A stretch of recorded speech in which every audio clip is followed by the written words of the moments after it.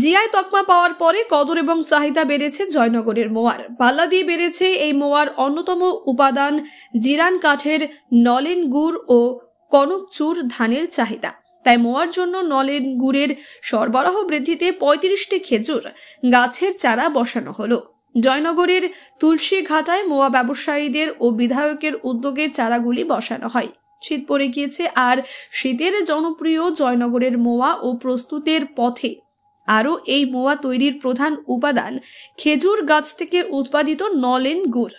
যতদিন যাচ্ছে আস্তে আস্তে হারিয়ে যাচ্ছে খেজুর গাছ। আগে জয়নগর ও বকুলতলা থানার এলাকার তুলসীঘাটা, ফুটিগোদা, শাহজাদাপুর, নিমপিট, শ্রীপুর, বনমালীপুর, বহরু, মিঠানি, ময়দা, কাকাপাড়া, তাজপুর, জোড়াপুল, দক্ষিণ বারাসাত সহ একাধিক জায়গায় রাস্তার পাশে, নয়নজুলের পাশে অবহেলা অনাদরে খেজুর গাছ দেখতে পাওয়া যেত। কিন্তু সময় যত এগিয়েছে, বয়সের কারণে, জঙ্গল থেকে বসতি স্থাপনের কারণে খেজুর গাছ নষ্ট হয়ে গিয়েছে, আর তার ফলস্বরূপ নলেন গুড়ের ভাড়ারে টান পড়েছে। আর তাই এবার সরকারের পাশাপাশি নড়ে চড়ে বসেছে জয়নগরের মোয়া কারবারিরা। খেজুর গাছ ক্রমশ কমে যাওয়ায় ভালো মানের জয়নগরের মোয়া থেকে বঞ্চিত হচ্ছেন খাদ্যপ্রেমীরা। আর এই মোয়াকে বাঁচাতে বেশি করে খেজুর গাছ লাগাতে হবে আমাদের, সাথে গাছগুলির পরিচর্যার দিকেও নজর দিতে হবে। খোকন দাস নিজে এগিয়ে এসেছেন, ওনার এই কাজকে স্বাগত জানাই। পাশাপাশি চাইব তার মতো আরো মোয়া ব্যবসায়ীরা এগিয়ে এসে খেজুর গাছ বসাক ও পরিচর্যা করুক, যাতে আগামী দিনে নলেন গুড়ের ভাড়ার শেষ না হয়। পাশাপাশি এই চারা গাছগুলির নিয়মিত পরিচর্যার ব্যবস্থা করা হয়েছে। পাশাপাশি এমন খেজুর গাছের চারা যাতে আরো বসানো হয় সেদিকেও প্রশাসনকে নজর দিতে হবে, কারণ খেজুর গাছের সংখ্যা এখন গোটা জয়নগরেই অনেক কমে গিয়েছে। তাই নতুন করে এই গাছ না বসানো হলে মোয়া তৈরিতে গুড়ের ঘাটতি পড়বে। শুনুন, আমাদের ময়ের মেন জিনিস হচ্ছে খেজুরের রস, মানে গুড়, নলেন গুড়। মানে যেটা না হলে আমরা ম করতে পারবো না। তো আমরা যদি প্রত্যেকেই যদি মিলেমিশে যদি আমরা এই খেজুর গাছটা শুরু করি, মানে পোতা শুরু করি, তাহলে তো একদিন তো রস দেবেই, আর রস না হলে ম হবে না। প্রথমত আমরা 1990 সাল থেকে আমার বিজনেস শুরু, আমাদের এই চার পুরুষের ব্যবসা, মানে আমার হাতে 1990 সাল থেকে শুরু, এবার 2025 হয়ে গেল। তা আমরা দেখলাম যে 35 বছর যখন আমাদের হয়ে গেছে, তাহলে আমাদের কিছু করা উচিত। আজ থেকে 6 বছর আগে আমরা খেজুর গাছ পুঁতেছিলাম, এখন সেই গাছের এবছর রস হবে। তো যাই হোক, এবারে আমরা 1990 সালের থেকে 2025 আমাদের 35 বছর পূর্ণ হয়েছে। সেই হিসাবে আমরা চিন্তাভাবনা করে দেখলাম যে 35টা খেজুর গাছ বসিয়ে আমরা শুরু করি আমাদের নতুন সূচনা। আমাদের শুরু হবে আপনার আগামী সোমবার, মানে 17ই নভেম্বর। তো যাই হোক, এইভাবেই শুরু করছি। আমার নাম খোকন দাস, মা কালী সুইটস, জয়নগরের খোকনের বলে পরিচিত।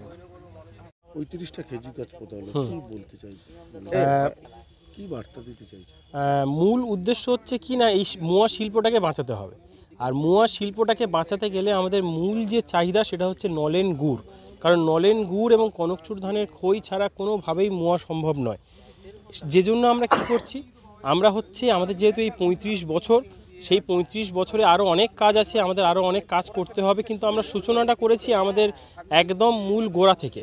অর্থাৎ আমরা যদি আমাদের যারা আমরা মিষ্টি ব্যবসায়ী, সেই মিষ্টি ব্যবসায়ীদের কাছে আমাদের যে দুধ, সেই দুধ হচ্ছে একটা রত্ন।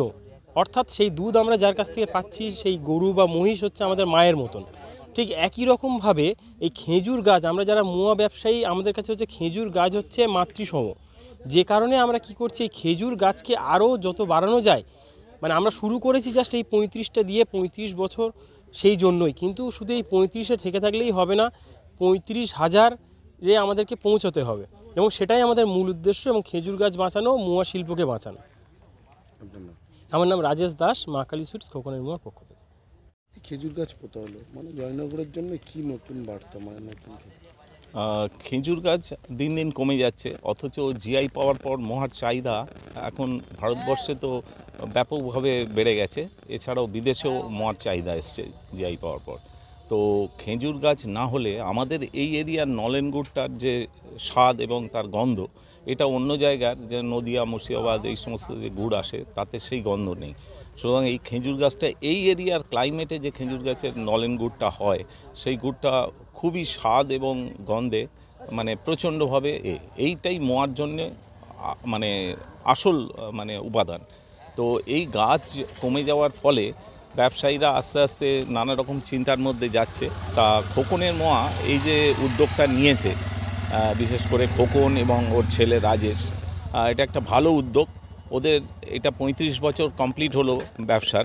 তো ওরা চাইছে যে এবছর 35টা গাছ পুঁতে এই সিজনের প্রথম সোমবার থেকে ওরা মোয়া শুরু করবে। তো সেইটা একটা ভালো বার্তা গেল। আগামী দিনে সমস্ত আমরা আশা করব আদার্স বিজনেসম্যানরাও আস্তে আস্তে এরকম যদি পুঁততে থাকে, তাহলে আবার এই জয়নগর এরিয়া 1 নম্বর এবং 2 নম্বর ব্লকে যদি প্রচুর গাছ এরকম পোতা হয়, তাহলে আমাদের এই শিল্পটা বাঁচবে। এবং আমরা তার থেকে আমাদের এই শিল্পের সাথে যুক্ত প্রচুর ব্যবসায়ী আছে, যেমন যারা হাঁড়ি কলসি তৈরি করে কুমোর, তারপরে বাক্স যারা তৈরি করে, তারপরে যারা ধরুন আদার্স এই সমস্ত ব্যবসার এতে চিনি গুড় বা কাজু কিশমিশ এইসব ব্যবসার সাথে যুক্ত, তারাও উপকৃত হবে। সুতরাং এই ব্যবসাকে বাঁচাতে গেলে এবং সঙ্গে প্রচুর কারিগর যারা এক একটা এর বড় ব্যবসায়ীদের কাছে প্রায় 40-45 জন কাজ করে, তারাও বাঁচবে। এটার জন্যে এই উদ্যোগটা আমি মনে করি খুব ভালো উদ্যোগ এবং আগামী দিনে এটা মানে আমাদের খুবই কাজে লাগবে।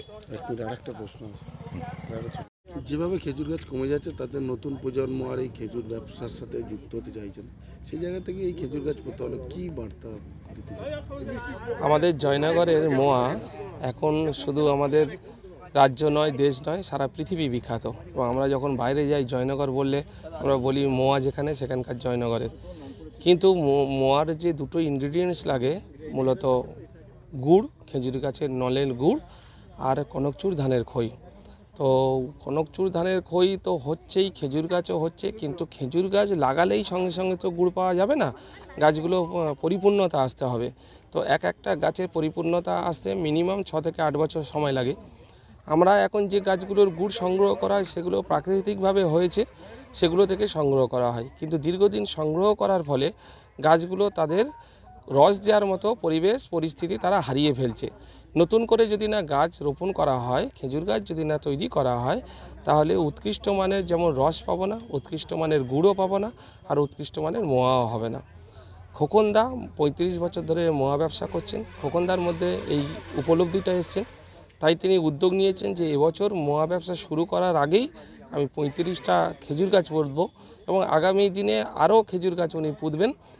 এখন আমরা যেটা চেষ্টা করলাম, ওনার সঙ্গে নিয়ে, ওনাকে সহযোগিতা নিয়ে সরকারি খাল, ইরিগেশনের যে খালগুলোর ধারগুলো সংস্কার হয়েছে সেগুলো পড়ে আছে, আগাছাতে ভর্তি হয়ে আছে, সেই সব জায়গায় খেজুর গাছ পোতা হচ্ছে। এই গাছগুলো যখন ম্যাচিওর্ড হবে, সরকারিভাবে তাকে যদি রস সংগ্রহ করবে, তার পরিচর্যা করবে, তাহলে এই সরকারিভাবেই যদি করা হয়, তাহলে রসটা যেমন ভালো হবে, গুড় ভালো হবে, মোয়াও ভালো হবে। এছাড়া এবারেই যে খেজুর গাছগুলো রোপণ করা হলো, পোতা হলো, সেগুলো 1 মাসের পরিচর্যার দায়িত্ব খোকনদাই নিয়েছে। আশা করছি 1 মাস যদি জল দেওয়া যায়, খেজুর গাছ এমন একটা গাছ, খুব হার্ডি গাছ, যার জন্য বেশি পরিচর্যা, বীজ, কোনো রাসায়নিক বা খাবারের সেরকম প্রয়োজন হয় না, প্রকৃতি থেকে সবই সংগ্রহ করতে পারে। এবং 5 থেকে 6 বছরের মধ্যে আশা করা যাচ্ছে এই গাছগুলো নলেন গুড় দেওয়া এদের পক্ষে সম্ভব হবে। কৃষ্ণেন্দু। আপনিও কি মুরগি প্রতিপালন করে আর্থিক লাভের মুখ দেখতে চান? হরেক রকম প্রজাতির মুরগির শাবক লালন পালন করে বিক্রয় করে লাভবান হতে পারবেন খুব সহজেই। তাহলে আর চিন্তা নেই, আপনার জন্য প্রচেষ্টা নিয়ে এসেছে সেই সুযোগ। একই ফার্মে হরেক রকম প্রজাতির মুরগি পেয়ে যাবেন এখানে রয়েছে করকনাথ মুরগি, এছাড়াও আছে গিনি, ফ্রিগেল, টার্কি দেশি, এছাড়াও কোয়েল মুরগির শাবক। পাইকারি এবং খুচরো বিক্রয় করা হয়। যারা মুরগি পালন করে লাভবান হতে চান তাদের সকলকে আহ্বান জানাই আমরা। আজই চলে আসুন আমাদের প্রতিষ্ঠানে। আমাদের ঠিকানা মহারাজাহাট, রায়গঞ্জ, উত্তর দিনাজপুর। মোবাইল নম্বর 8250428960, 8145717292, 9907063902।